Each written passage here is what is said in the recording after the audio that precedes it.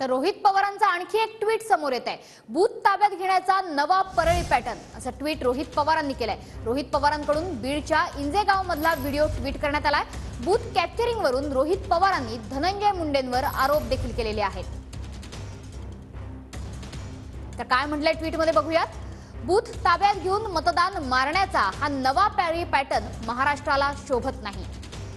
पंकजाताई, तुम्ही कदाचित यात सहभागी नसाल, पण तुमचे बंधुराज कुठल्या पातळीला जाऊ शकतात हे तुम्हालाही कदाचित माहिती नसेल।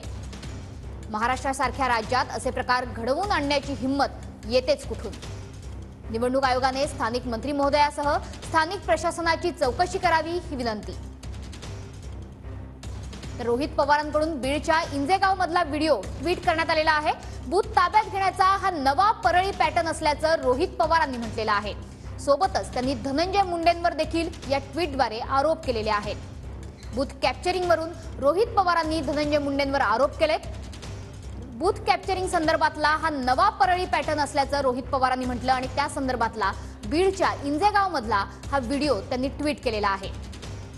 यापूर्वी सुद्धा रोहित पवारांनी अशाच प्रकारचे अनेक व्हिडिओज, अनेक ट्विट केलेले होते।